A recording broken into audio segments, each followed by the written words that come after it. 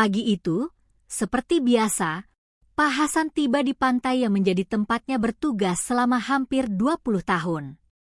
Meski usianya sudah memasuki 55 tahun, semangat dan kecintaannya pada pekerjaannya tak pernah surut.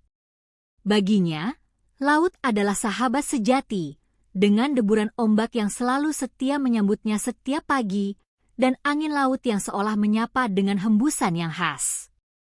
Pak Hasan tidak hanya sekadar menjaga keamanan pantai dan para pengunjungnya, tapi juga menjaga setiap cerita yang ada di sana, baik yang berkesan maupun yang penuh misteri.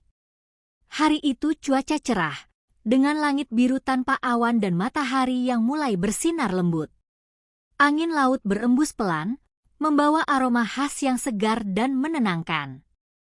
Pak Hasan sedang melakukan rutinitasnya, berjalan menyusuri bibir pantai sambil memperhatikan sekitar dengan cermat. Pandangannya menyapu hamparan pasir putih yang membentang luas, memastikan tidak ada sampah atau hal lain yang bisa membahayakan pengunjung. Laut terlihat tenang, airnya berkilau diterpa sinar matahari pagi yang mulai meninggi. Bagi Pak Hasan, pagi di tepi pantai adalah waktu yang paling menenangkan. Disinilah ia merasa bisa menikmati keindahan alam secara utuh, tanpa gangguan. Namun, ketenangan pagi itu mendadak terganggu ketika matanya menangkap sesuatu yang tampak asing di kejauhan. Ia melihat sebuah perahu kecil yang terlihat terombang-ambing di atas permukaan laut. Awalnya, Pak Hasan berpikir itu hanya perahu nelayan yang mungkin hanyut tanpa sengaja. Tapi ada sesuatu yang aneh. Perahu itu terlalu kecil dan terpisah cukup jauh dari garis pantai. Biasanya, nelayan jarang meninggalkan perahu sekecil itu sendirian di tengah laut. Kecurigaannya bertambah ketika ia melihat sosok kecil di atas perahu tersebut. Meski samar, ia bisa melihat ada seseorang yang duduk membungkuk, tampak kaku dan tidak bergerak. Merasa ada yang tidak beres, Pak Hasan segera mengambil teropong dari sakunya untuk melihat lebih jelas. Dengan teropong itu, pemandangan di kejauhan menjadi semakin jelas. Sosok di atas perahu ternyata seorang anak kecil, tampak sangat muda, mungkin sekitar 7 atau 8 tahun. Anak itu terlihat memeluk lututnya, duduk dengan kepala tertunduk. Wajahnya tidak terlalu terlihat jelas. Namun dari posturnya yang diam dan tubuhnya yang tampak lemah, Pak Hasan langsung merasa khawatir. Ya Tuhan, apa yang anak kecil ini lakukan sendirian di laut sejauh itu? Pikirnya dengan cemas.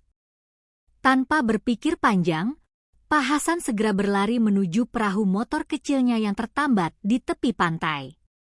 Ia menghidupkan mesin dengan sigap, dan tanpa membuang waktu, ia melaju ke arah perahu bocah tersebut. Perasaan khawatir bercampur aduk dengan rasa penasaran di dalam hatinya. Banyak pikiran yang berseliweran, membayangkan apa yang mungkin terjadi pada anak tersebut. Pak Hasan membayangkan bagaimana anak sekecil itu bisa berada di laut sendirian, terombang-ambing tanpa ada orang dewasa yang menemaninya. Ia berharap tidak ada hal buruk yang menimpa bocah itu. Ketika perahunya semakin dekat, Pak Hasan bisa melihat dengan lebih jelas kondisi anak tersebut.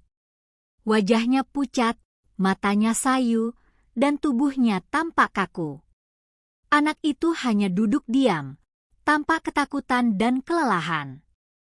Ketika perahu Pak Hasan mendekat, anak itu menoleh perlahan dengan ekspresi bingung dan cemas, seolah tak percaya ada orang yang datang menolongnya. Pak Hasan tersenyum, mencoba menyampaikan rasa tenang kepada bocah itu. Nak, kamu baik-baik saja?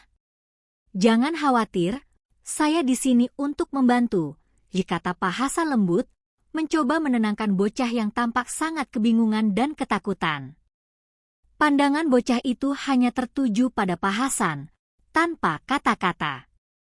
Namun dari matanya, terlihat jelas rasa lega bercampur bingung. Pak Hasan tahu, anak ini pasti mengalami sesuatu yang tidak mudah. Hatinya tergerak untuk memastikan anak itu selamat dan mendapatkan pertolongan secepat mungkin. Tanpa menunggu lebih lama, ia menarik tangan bocah itu ke perahunya, memastikan bahwa anak tersebut berada dalam kondisi aman sebelum membawanya kembali ke daratan.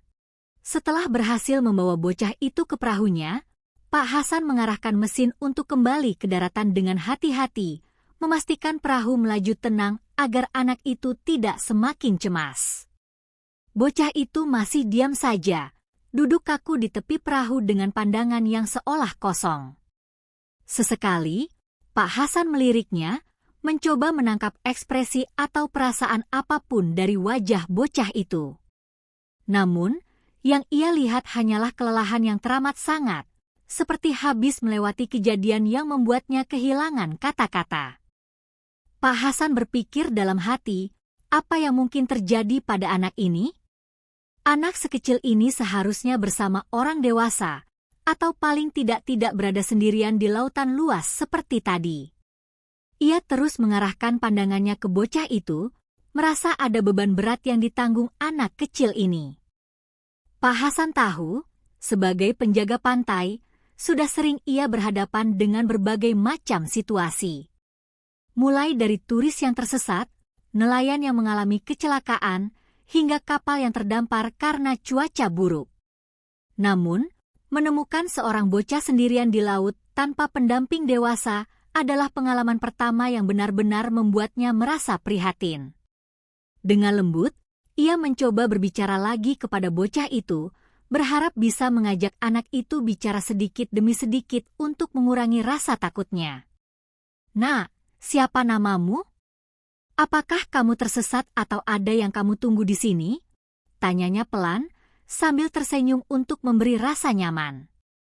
Bocah itu masih terdiam, sejenak tampak ragu untuk menjawab. Wajahnya penuh keraguan, seperti sedang memproses semua kejadian yang baru saja ia alami. Namun, dengan suara yang lirih dan hampir tak terdengar, bocah itu akhirnya berkata, "Namaku Adi." Pak Hasan tersenyum hangat mendengar suara kecil itu, seolah membuka pintu percakapan yang selama ini tertutup. "Adi ya? Nama yang bagus sekali," kata Pak Hasan mencoba mencairkan suasana. "Bagaimana kamu bisa ada di sana sendirian, Adi? Apakah kamu bersama orang tuamu sebelumnya?" tanyanya lagi dengan lembut. Adi tampak menunduk, seperti mengingat kembali sesuatu yang mungkin sangat menyedihkan baginya. Setelah beberapa saat, ia mengangguk perlahan, lalu kembali menatap Pak Hasan dengan mata yang terlihat masih berusaha mengerti apa yang sebenarnya terjadi padanya. Adi kemudian mulai bercerita dengan suara yang pelan dan terputus-putus. Aku tadinya bersama ayah dan ibu di perahu besar, Pak. Kami berlayar untuk liburan," katanya. Adi terdiam lagi, tampak mencoba mengingat-ingat detail kejadian yang mungkin terlalu berat untuk anak seusianya. "Tapi, ada ombak besar. Perahu kami berguncang sangat keras. Aku tidak bisa berpegangan." Pak Hasan mendengarkan dengan seksama, hatinya semakin iba mendengar pengakuan kecil itu. Ia bisa membayangkan bagaimana Adi, seorang bocah yang mungkin tidak pernah membayangkan dirinya berada di situasi seperti ini, harus menghadapi ketakutan sendirian di tengah laut. Adi melanjutkan ceritanya, "Aku terjatuh dari kapal besar itu, Pak. Tiba-tiba aku berada di atas perahu kecil, dan aku tidak tahu harus berbuat apa." Suara Adi mulai terdengar terisak, menunjukkan rasa takut yang mungkin tertahan selama ini. Ia tampaknya terlalu syok untuk menangis sebelumnya, namun kini, di hadapan Pak Hasan, ia akhirnya merasa cukup aman untuk melepaskan emosi yang selama ini terpendam. Pak Hasan menepuk bahunya lembut, memberi rasa aman dengan penuh kehangatan, seolah berkata bahwa semuanya akan baik-baik saja. Dalam hatinya, Pak Hasan bertekad untuk membantu Adi sebaik mungkin. Anak ini pasti sudah melalui banyak hal yang mungkin tak sanggup ia ungkapkan seluruhnya. Ia membayangkan jika dirinya ada di posisi Adi, terpisah dari keluarga dan terdampar sendirian di laut, ketakutan dan bingung tanpa tahu harus berbuat apa. Pasti pengalaman itu sangat mengerikan bagi anak sekecil Adi. Ketika perahu mereka mulai mendekati pantai, Pak Hasan berkata, jangan khawatir, Adi. Di sini aman, dan kita akan menemukan keluargamu bersama-sama. Kamu tidak perlu sendirian lagi."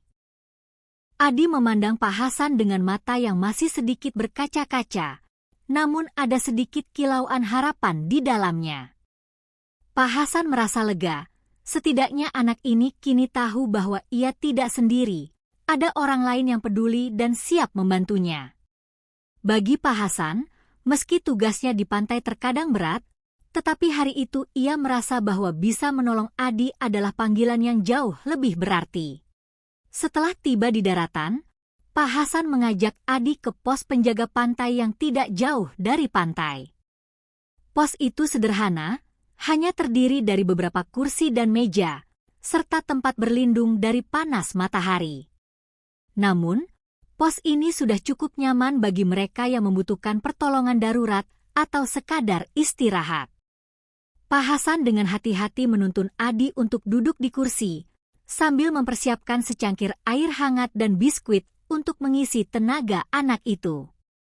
Ia tahu bahwa Adi mungkin merasa sangat lelah setelah terombang-ambing di laut tanpa makan dan minum.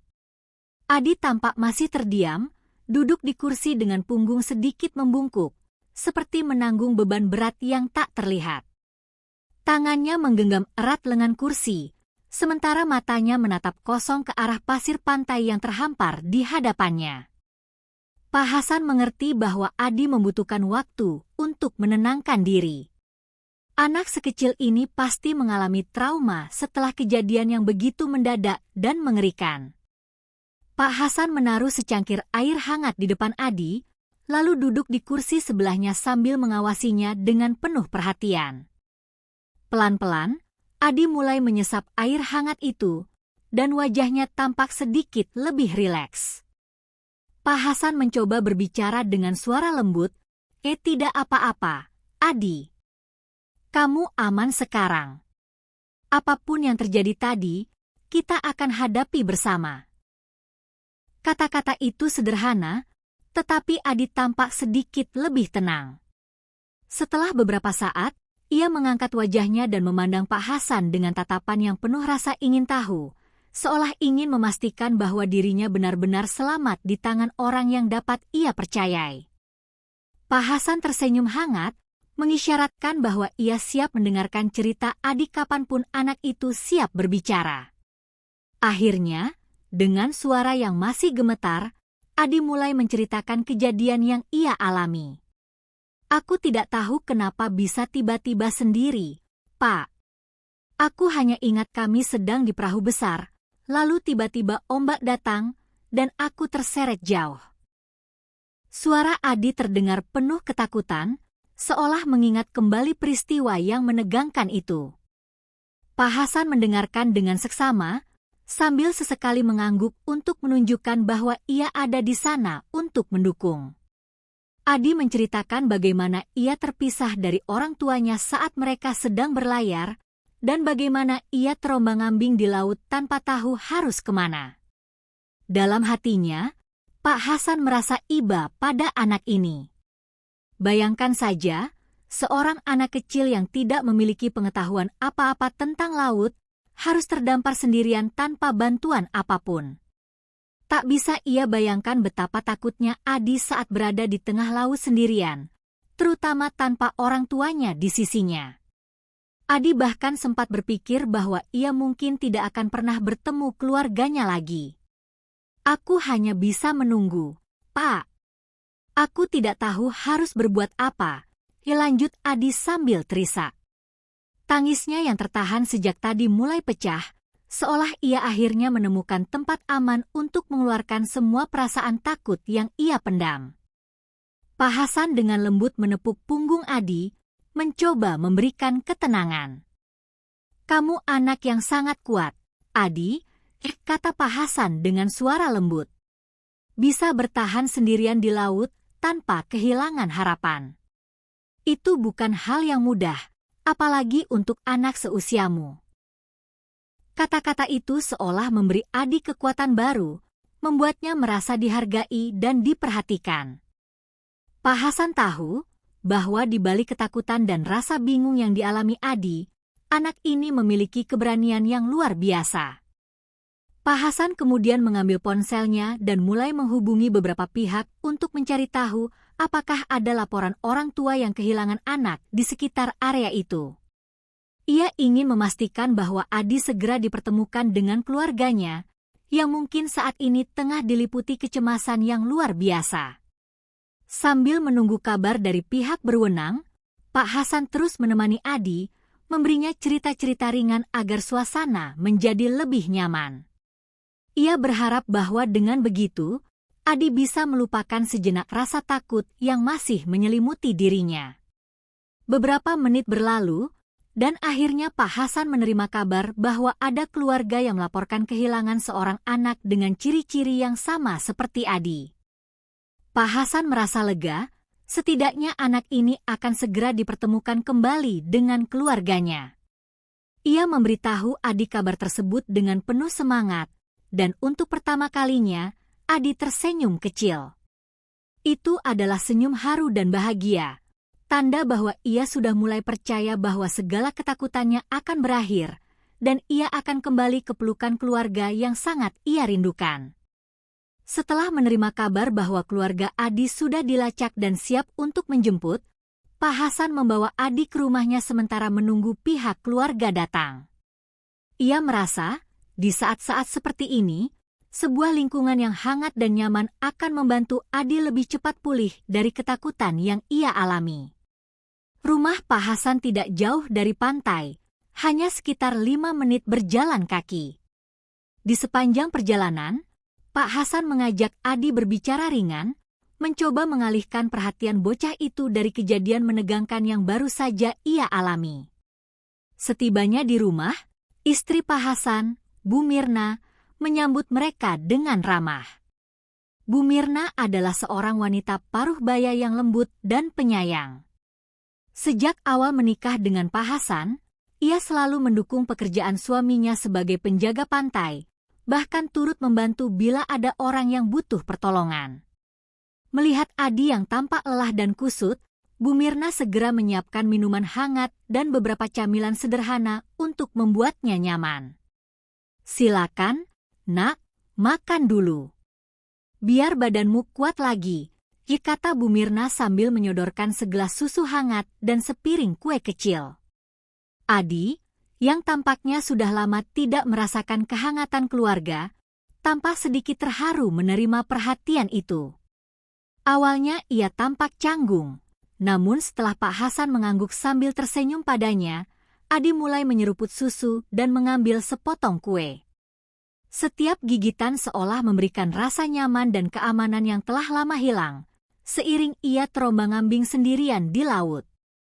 Tatapan matanya yang sebelumnya dipenuhi ketakutan, perlahan mulai berubah, ada sedikit senyuman kecil di bibirnya yang tadinya pucat. Sambil menunggu, Pak Hasan dan Bu Mirna mencoba mengajak Adi berbicara untuk membuatnya merasa lebih nyaman. Mereka menceritakan hal-hal sederhana, seperti kisah-kisah mereka di pantai dan bagaimana mereka berinteraksi dengan para wisatawan yang datang.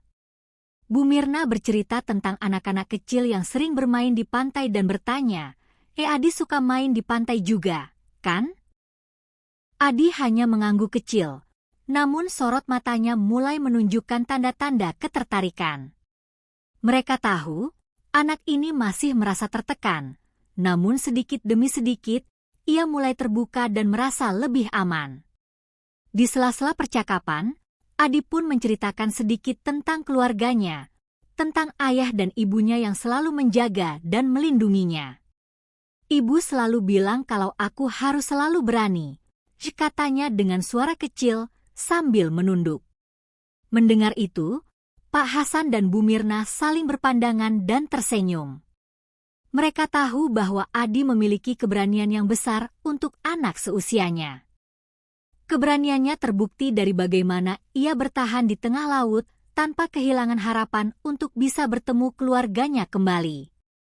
Untuk menghiburnya, Bu Mirna kemudian menunjukkan beberapa barang yang mungkin menarik perhatian Adi, termasuk kerang-kerang cantik yang ia kumpulkan dari pantai. Lihat, Adi, ini kerang-kerang yang kami temukan di pantai. Mereka unik, kan? Kata Bu Mirna sambil menunjukkan kerang dengan berbagai bentuk dan warna. Mata Adi tampak berbinar sejenak saat melihat kerang-kerang itu. Ia bahkan tertarik menyentuh dan memainkannya, melihat keindahan setiap bentuk dan warna dengan penuh rasa kagum. Momen itu membuat Pak Hasan dan Bu Mirna merasa bahwa Adi mulai pulih dari rasa takutnya. Waktu berlalu dengan cepat, dan akhirnya terdengar suara kendaraan berhenti di depan rumah Pak Hasan. Dengan hati-hati, Pak Hasan melirik keluar jendela dan melihat sekelompok orang yang tampak gelisah, orang tua Adi yang sudah lama mencari keberadaan anak mereka. Tanpa berpikir panjang, Pak Hasan memanggil Adi. Adi, sepertinya keluargamu sudah datang, Nak." Adi tampak kaget, namun ada cahaya harapan dan kebahagiaan yang terpancar dari matanya. Ia menoleh ke arah Pak Hasan dan Bu Mirna seolah meminta izin sebelum keluar. Pak Hasan menepuk bahunya dengan hangat, memberi isyarat bahwa semuanya akan baik-baik saja. Saat keluar rumah, Adi melihat ibunya yang langsung berlari ke arahnya dengan mata berkaca-kaca. Tangis haru terdengar ketika ibu Adi memeluknya erat-erat, seolah tak ingin kehilangan lagi. Sang ibu memegang wajah Adi, memeriksa anaknya dari ujung rambut hingga ujung kaki, memastikan bahwa Adi benar-benar selamat. Sementara itu, ayahnya mendekat, merangkul keduanya sambil berbisik, "Kami sangat mencarimu, Nak. Kami sangat khawatir." Adi, yang tadinya tampak tegar, akhirnya menangis dalam pelukan orang tuanya, menumpahkan segala ketakutan dan kerinduan yang ia rasakan selama ini. Pak Hasan dan Bu Mirna menyaksikan momen tersebut dengan penuh keharuan. Mereka merasa lega dan bahagia melihat Adi bisa berkumpul kembali dengan keluarganya. Orang tua Adi kemudian mengucapkan terima kasih kepada Pak Hasan dan Bu Mirna dengan penuh rasa syukur. "Terima kasih banyak, Pak, Bu. Tanpa bantuan kalian, kami mungkin tidak akan pernah bertemu Adi lagi," kata ayah Adi dengan suara bergetar. Pak Hasan hanya tersenyum, "Ini sudah menjadi tugas kami. Yang terpenting, Adi sekarang sudah kembali bersama keluarganya." Ketika keluarga Adi bersiap untuk pergi meninggalkan rumah Pak Hasan, mereka memandang ke belakang dengan tatapan penuh terima kasih yang mendalam. Sebelum benar-benar berpisah, ayah Adi mendekati Pak Hasan dan mengeluarkan sesuatu dari kantongnya. Itu adalah amplop berisi uang sebagai tanda terima kasih yang ia sodorkan kepada Pak Hasan dengan penuh penghargaan. Namun, Pak Hasan mengangkat tangannya menolak, tersenyum dan berkata dengan lembut, Bapak, saya senang bisa membantu Adi. Ini adalah bagian dari tanggung jawab saya sebagai penjaga pantai. Uang bukanlah yang saya cari." Kata-kata itu mengejutkan ayah Adi, yang mengira Pak Hasan mungkin menerima sebagai bentuk terima kasih. Tetapi Pak Hasan dengan tulus menolak, karena bagi dirinya, kepuasan terbesar adalah melihat keluarga Adi kembali utuh dan bahagia. Tentu saja, menjadi penjaga pantai bukanlah pekerjaan yang mudah dan seringkali dihadapkan pada situasi berbahaya atau mengharukan seperti ini. Namun, bagi Pak Hasan, kebahagiaan orang-orang yang ia bantu adalah nilai yang tak ternilai harganya. Ia percaya bahwa kebaikan dan ketulusan dalam membantu orang lain selalu membawa keberkahan, meskipun tidak dalam bentuk materi. Bu Mirna, yang berdiri di samping suaminya, ikut tersenyum dan mengangguk setuju. Sebagai istri seorang penjaga pantai, ia sangat paham bahwa pekerjaan suaminya tidak selalu mendapat imbalan besar. Tetapi, mereka berdua telah lama sepakat bahwa kebahagiaan datang dari ketulusan hati dan dari kesediaan membantu orang lain yang sedang membutuhkan. Mereka telah melihat berbagai situasi sulit di pantai ini, dari wisatawan yang tersesat hingga kecelakaan tak terduga, dan setiap kali mereka berhasil membantu seseorang, itu sudah lebih dari cukup bagi mereka berdua. Adi, yang kini berdiri di samping ibunya, tiba-tiba menarik tangan Bu Mirna dengan penuh rasa ingin tahu. Dengan wajah malu-malu, ia berkata, terima kasih, Bu. Kerang yang tadi Ibu tunjukkan sangat indah. Saya belum pernah melihat yang seperti itu." Mendengar kata-kata Adi, Bu Mirna tersenyum lembut, lalu ia berbalik masuk ke dalam rumah sebentar, dan tak lama kemudian kembali dengan sebuah kerang kecil yang memiliki warna indah dan bentuk unik. Ia memberikan kerang itu kepada Adi sambil berkata, "Ini untukmu, Adi. Sebagai kenang-kenangan dari pantai ini. Semoga kamu selalu mengingat bahwa kamu anak yang kuat dan pemberani." Adi menerima kerang itu dengan hati-hati, seolah itu adalah harta berharga baginya. Ia memandang kerang itu dengan penuh kekaguman, lalu beralih menatap Bu Mirna dengan senyum kecil penuh rasa syukur. Bagi Adi, kerang itu bukan sekadar hadiah, tetapi sebuah simbol yang akan mengingatkannya pada kejadian luar biasa yang ia alami di pantai ini. Kejadian yang hampir membuatnya putus asa, tetapi juga mempertemukannya dengan orang-orang baik seperti Pak Hasan dan Bu Mirna. Kerang itu adalah simbol harapan, kekuatan, dan rasa syukur yang ia temukan dalam pelukan kehangatan keluarga baru yang singkat namun bermakna dalam hidupnya. Sebelum meninggalkan rumah, Adi berlari memeluk Pak Hasan dan Bu Mirna sebagai ungkapan terima kasih terakhirnya.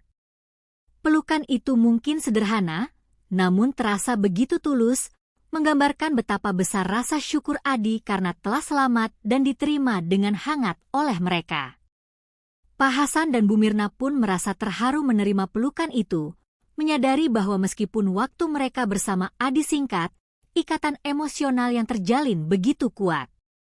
Mereka tahu bahwa kenangan ini akan tetap ada dalam benak mereka, menjadi salah satu kisah yang akan selalu mereka ingat dengan penuh kebahagiaan dan keharuan. Ketika keluarga Adi akhirnya pergi, Pak Hasan dan Bu Mirna berdiri di depan rumah, melambaikan tangan, mengantar mereka dengan doa agar Adi dan keluarganya selalu dilindungi dalam perjalanan hidup mereka. Keduanya berdiri dalam diam sejenak setelah mobil keluarga Adi pergi, memandang pantai yang tenang di kejauhan. Pak Hasan menarik napas panjang, merasa lega sekaligus bersyukur. Pengalaman hari itu telah menjadi pengingat baginya bahwa setiap pekerjaan yang ia lakukan memiliki makna besar bagi orang lain. Di balik setiap usaha menyelamatkan, ada kehidupan yang kembali utuh, ada kebahagiaan yang tak ternilai, dan ada harapan yang kembali hidup. Bu Mirna, yang berdiri di sampingnya, merangkul lengan suaminya, dan bersama-sama mereka merenungkan momen hari itu. Mereka merasa bersyukur bisa memberikan bantuan kecil bagi Adi dan keluarganya, yang mungkin akan mengingat kejadian ini sepanjang hidup mereka. Dalam hati, Pak Hasan berjanji akan terus menjalankan tugasnya dengan sepenuh hati, membantu siapapun yang membutuhkan, tanpa mengharapkan imbalan, hanya dengan keinginan tulus untuk membuat dunia di sekitar mereka menjadi tempat yang lebih baik. Baginya, keberkahan terletak pada setiap tindakan baik yang dilakukan tanpa pamrih, setiap upaya kecil yang dapat membuat orang lain merasa aman, terlindungi, dan bahagia.